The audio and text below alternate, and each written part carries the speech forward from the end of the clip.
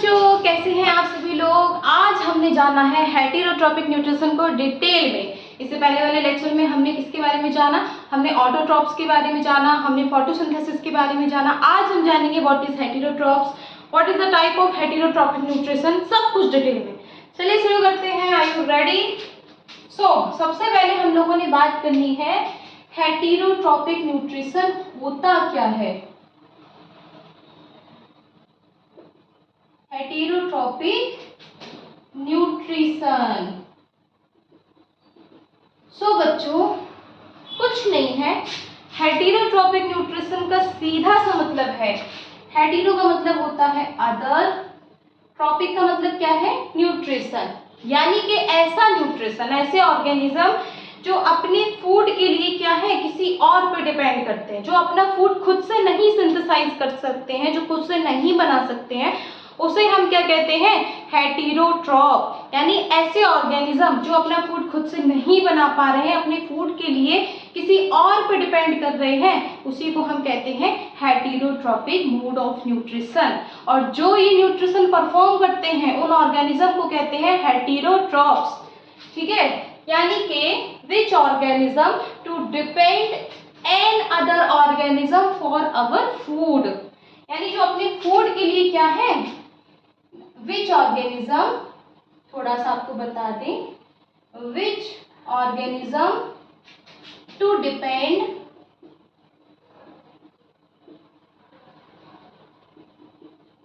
N other organism our food. ये अपने food के लिए क्या है, किसी और ऑर्गेनिज्म पे डिपेंड करते हैं। एग्जाम्पल की बात करें तो एग्जाम्पल, इसमें सबसे अच्छा एग्जाम्पल है ह्यूमन। हम लोग अपना फूड खुद से बना सकते हैं? नहीं बना सकते। अब ये बिल्कुल मत कहना मैम हम तो अपना फूड, हमारी माता श्री तो अपना खाना खुद ही पकाती है, हम सबके लिए पकाती है, दाल चावल खिचड़ी राजमा छोला सब कुछ अपना खुद से बनाती है। तो बेटा जी यहाँ रॉ मटेरियल्स की बात हो रही है, यहाँ क्रॉप्स की बात हो रही है। क्या आपकी माता जी क्रॉप्स भी खुद से बनाती है? नहीं ना। हमारे किसान भाई खेतों में फसलों को लगाते हैं, फिर उस फसल को तैयार होने के बाद काटा जाता है, फिर वो गेहूं चक्कियों में जाके उसको पीसा जाता है, देन हमारी माताश्री उस आटे से रोटियां बनाती है। यही होता है ना। तो वो जो गेहूं है वो प्लांट्स ने तैयार किया, ऑटोट्रॉप्स ने तैयार किया है, हमने नहीं तैयार किया है। इनडायरेक्टली अगर कहा जाए ना तो हम अपने फूड के लिए किस पे डिपेंड कर रहे हैं, ऑटोट्रॉप्स पे डिपेंड कर रहे हैं। हमें फूड चाहिए, हमें वेजिटेबल्स चाहिए, हमें फ्रूट्स चाहिए, तो हम अपने फूड के लिए कहीं ना कहीं प्लांट्स पर निर्भर करते हैं, वेजिटेरियंस पे निर्भर करते हैं, वेजिटेबल्स पे निर्भर करते हैं हम वेजिटेरियन। ठीक है। एग्जाम्पल क्या हो गया आपका, ह्यूमन। और भी बड़े सारे एग्जाम्पल हैं, मशरूम है, फंगस है, एल्गी है, ये हम टाइप्स में जानेंगे। तो यहाँ पे हम बात करते हैं टाइप ऑफ हेटेरोट्रॉपिक न्यूट्रिशन, यानी कि टाइप ऑफ हेटेरोट्रॉपिक न्यूट्रिशन। तो यहाँ पे बेसिकली बात करी जाए तो 4 टाइप का न्यूट्रिशन होगा। Number 1 holozoic, number 2 saprophytic, number 3 parasitic, number 4 ये भी जानना है हमें, सिम्बायोटिक। यहाँ 4 टाइप का न्यूट्रिशन है।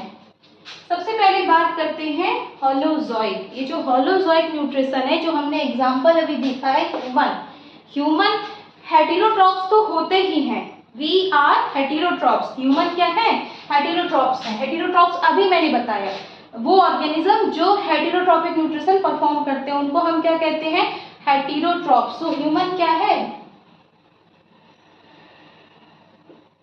हेटेरोट्रॉप्स, क्योंकि ये हेटेरोट्रॉपिक न्यूट्रिशन परफॉर्म करता है। अब उस हेटेरोट्रॉपिक में भी ह्यूमन स्पेशली कौन सा न्यूट्रिशन करता है, तो वो होलोजोइक न्यूट्रिशन करता है। होलोजोइक क्या है कि जिसमें हम फूड को कुछ प्रोसेस में कंप्लीट करते हैं, सर्टेन स्टेप्स होते हैं जिसके लिए, और वो स्टेप्स क्या हैं, वो स्टेप्स हैं आपके बेटा जी, इंजेशन, डाइजेशन,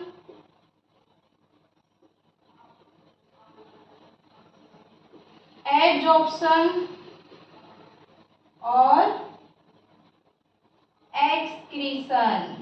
ठीक है, सो ये स्टेप्स में जो है होलोजोइक न्यूट्रिशन परफॉर्म होता है और इन स्टेप्स के वजह से हम इसे स्पेशली किस टाइप के न्यूट्रिशन में डाल देते हैं, इसको हम क्या कह देते हैं कि ह्यूमन क्या करते हैं, ह्यूमन के पास क्या पाया जाता है, डाइजेस्टिव सिस्टम पाया जाता है जो इन सारे स्टेप्स को परफॉर्म करने में हेल्प करता है।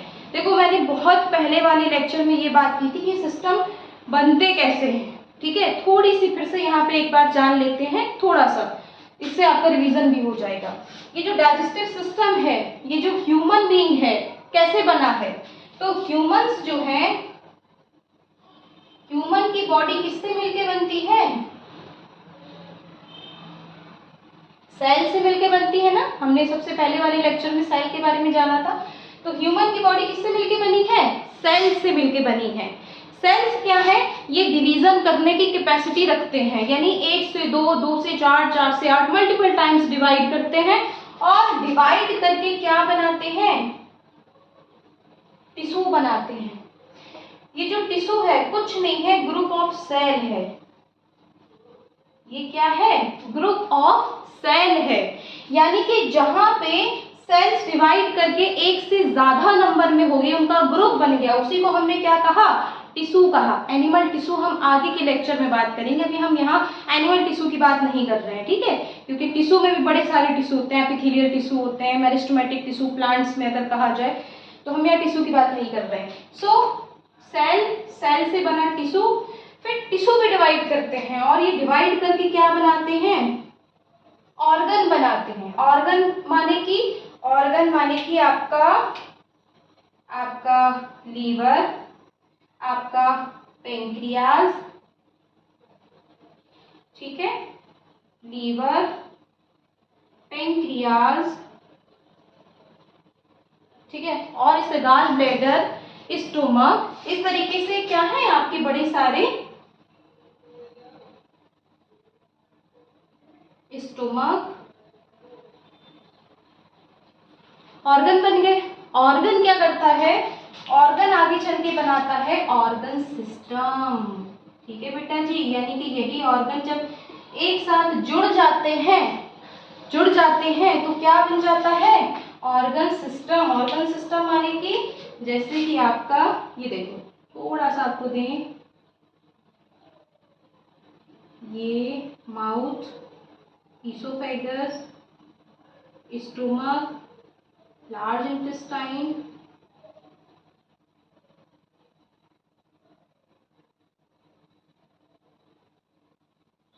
ठीक है। तो ये क्या बन गया आपका पूरा का पूरा सिस्टम, जिसको हमने क्या बोला, डाइजेस्टिव सिस्टम। बेटा जी ध्यान से देखना, थोड़ा डायग्राम्स बहुत इंपॉर्टेंट है। अगर आपको डायग्राम्स बनाने नहीं आ रहे हैं तो आपके लिए मुश्किल हो सकती है, डायग्राम्स आपको आने चाहिए। बायोलॉजी कुछ नहीं है, बायोलॉजी डायग्राम से ही समझी जाती है। देखो मैं आपको जो भी चीज़ बताती हूँ डायग्राम के थ्रू ही बताती हूँ, और डायग्राम का अपना मीनिंग है, उस डायग्राम्स पे ही हर चीज़ मेंशन होती है। तो अगर आपको डायग्राम समझ में आ रहा है तो आपको थ्योरी अपने आप समझ में आ जाएगी, क्योंकि थ्योरी हमें रटनी नहीं होती है, हमें यहाँ चीज़ें समझनी है, और समझने के लिए हमें प्रॉपर एक एनिमेशन हमारे माइंड में सेट होना चाहिए। समझ रहे हो। सो यहाँ पे क्या बन गया, ऑर्गन सिस्टम। अब यही ऑर्गन सिस्टम क्या बना देगा, पूरा का पूरा ह्यूमन। ये देखो, ये बेटा जी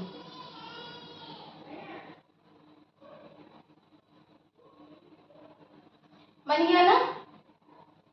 अब आप लोग अपने हिसाब से इसका नाम रख लीजिएगा, ये क्या बना है, मैंने एक ह्यूमन बनाया है। ठीक है, so this is human being. तो बहुत सिंपल चीज़ है, सेल था, टिश्यू बना, ऑर्गन बने, ऑर्गन सिस्टम बना, और पूरा का पूरा ह्यूमन बीइंग कंप्लीट हो गया।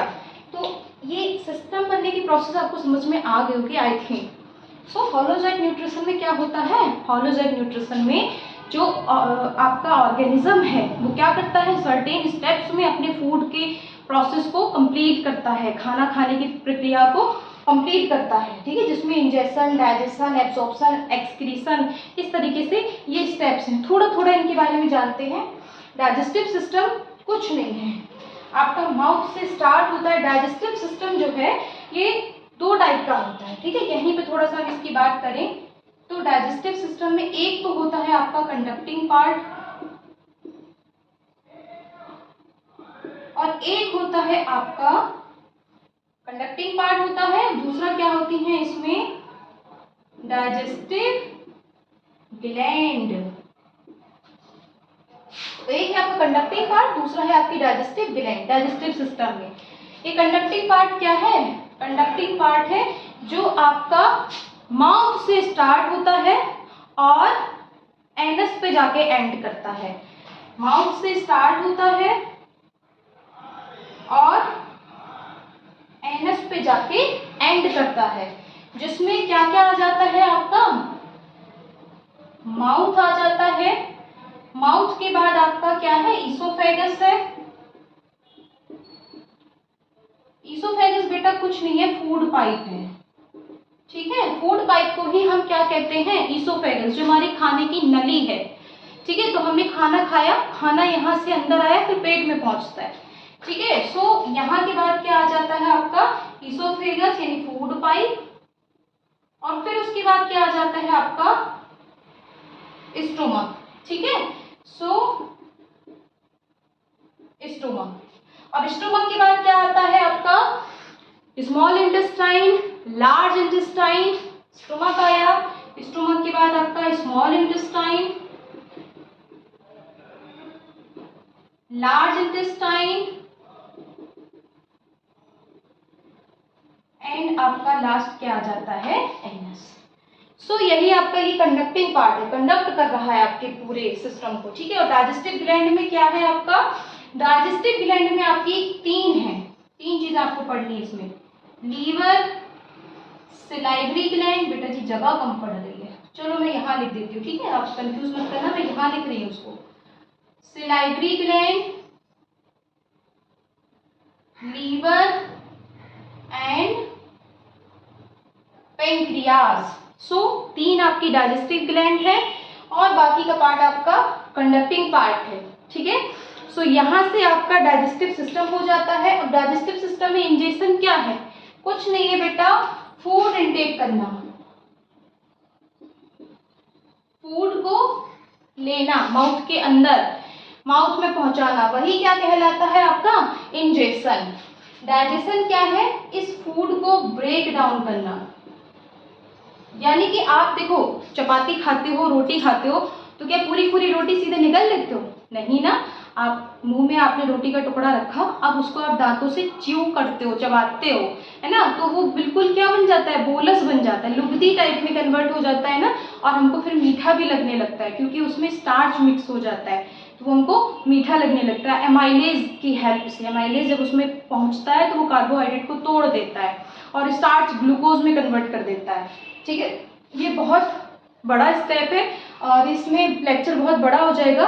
मैं डाइजेस्टिव सिस्टम आपके लिए अलग से प्रॉपर एक लेक्चर बनाऊंगी जिसमें डिटेल में आपको समझाएंगे कार्बोहाइड्रेट क्या होता है, प्रोटीन क्या होता है, फैट क्या है, ये टूटते कैसे हैं, ब्रेकडाउन की प्रोसेस क्या है इनकी, किस जगह पे किस चीज़ का डाइजेशन होता है, ये सारी चीज़ें हम अगले लेक्चर में जानेंगे, ठीक है। अभी सिर्फ इतना जानो, ब्रेक डाउन ऑफ फूड, यानी कि यहाँ पे फूड का क्या हो रहा है? ब्रेक डाउन हो रहा है। जैसे ही फूड का ब्रेक डाउन हुआ तो जो फूड है वो टूट गया। अब जैसे ही वो टूट गया तो एब्जॉर्प्शन में क्या है? जो डाइजेस्टेड फूड है, ठीक है, अब फूड डाइजेस्ट हो गया ना, तो जो डाइजेस्टेड फूड है उसको हमने कहाँ पहुँचाना है? ब्लड में। हम कहाँ पहुँचाएंगे उसको? ब्लड वेसल्स में। तो ये मेरा एब्जॉर्प्शन कहलाता है। अब जो अनडाइजेस्टेड फूड है, भाई पूरा का पूरा डाइजेस्ट हो चुका है लेकिन उसमें से जो डाइजेस्ट नहीं हो पाया है, जो वेस्ट है बॉडी के लिए, बॉडी उससे न्यूट्रिएंट्स ले चुकी है, ठीक है, तो जो अब अनडाइजेस्टेड वेस्ट मटेरियल है उसको हम क्या कर देंगे? Out of the body, body से हम क्या कर देंगे? उसको रिमूव कर देंगे, रिमूव वेस्ट मटेरियल। ये क्या कहलाएगा आपका? एक्सक्रीशन। समझ में आ रहा है बेटा जी? नहीं समझ में आ रहा है तो प्लीज कमेंट कीजिएगा। जो भी चीज़ नहीं समझ में आ रही है मैं उसको आंसर करने की पूरी कोशिश करूँगी। चलिए बेटा जी आगे देखते हैं। बस इतना हॉल हो जाएगा आपका इंजेक्शन, डाइजेशन, एब्जॉर्प्शन, एक्सक्रीशन। ठीक है, कैसे बना है डाइजेस्टिव सिस्टम वो हमने यहाँ जाना है, कैसे ह्यूमन बीइंग बना है पूरा। ठीक है, डाइजेस्टिव सिस्टम के बारे में हमने यहाँ पे जाना है। अब हम जानेंगे सेप्रोफाइटिक न्यूट्रिशन। अब इसके लिए सेप्रोफाइटिक न्यूट्रिशन क्या है? सेप्रोफाइटिक न्यूट्रिशन की बात करें तो ये बेटा जी क्या होता है, जो ऑर्गेनिज्म क्या करते हैं, डेड एंड डिकेइंग मटेरियल को फीड करते हैं। सेप्रोफाइटिक क्या होते हैं? ऐसे ऑर्गेनिज्म जो डेड और डिके मटेरियल को फीड करते हैं, यानी जो चीजें सड़ गई हैं, जो चीजें बेकार हो गई हैं, जो कोई मर गया है ऑर्गेनिज्म, उसके ऊपर आके फीड करते हैं और उससे अपने न्यूट्रिएंट्स को ले लेते हैं। जैसे आपने देखा होगा हाईवे वगैरह पे कुछ जानवर मर जाते हैं तो उसके ऊपर ना कुछ फंगस, कुछ बैक्टीरिया आकर के लग जाते हैं ना, और फिर उसको फीड करना स्टार्ट करते हैं, उससे अपना न्यूट्रिएंट्स लेते हैं। वही प्रोसेस क्या कहलाती है? Saprophytic mode of nutrition. या दूसरा एग्जांपल देखें, ब्रेड देखी होगी ना आपने, 6-7 दिन पुरानी हो जाती है ना तो उसके ऊपर ग्रीन ग्रीन सा कुछ लग जाता है, कुछ नहीं, वो फंगस होती है। और वो फंगस क्या करती है, उस ब्रेड पे अपने डाइजेस्टिव एंजाइम को छोड़ती है और उससे अपने न्यूट्रिएंट्स को खींचती है, ब्रेड से जो उसको चाहिए है जिंदा रहने के लिए, सर्वाइव करने के लिए, तो वो ब्रेड से अपने न्यूट्रिएंट्स को इनटेक करती है।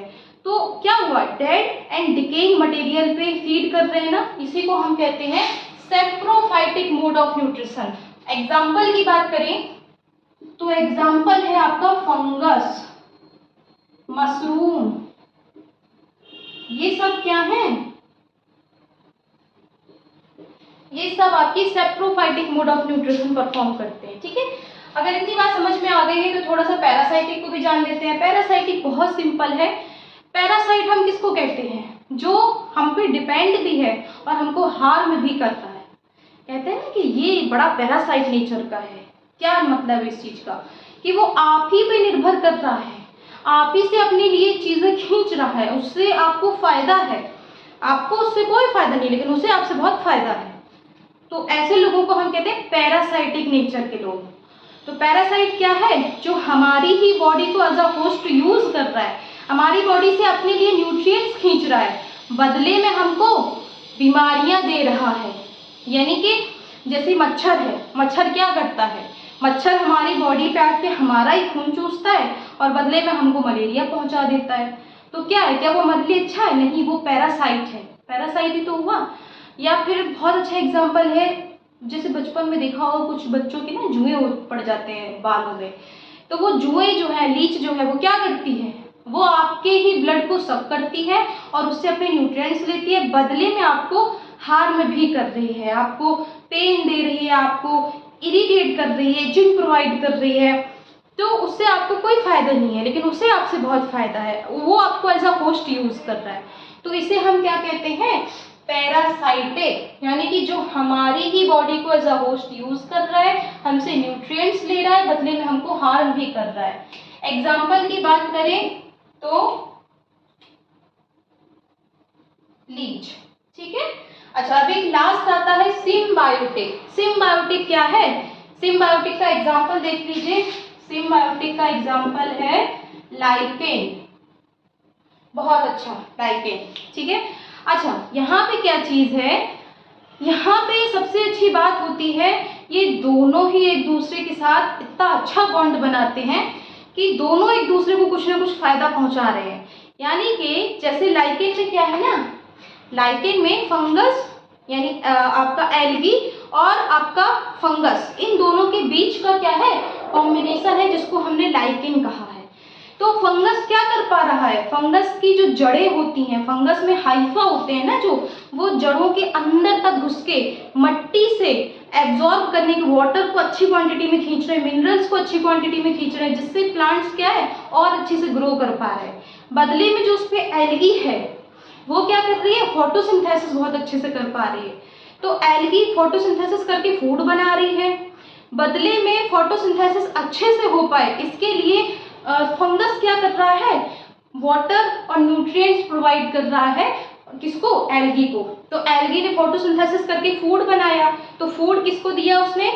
फंगस को, यानी फंगस को फ्री में फूड मिल रहा है। बदले में फंगस ने उसको क्या दिया?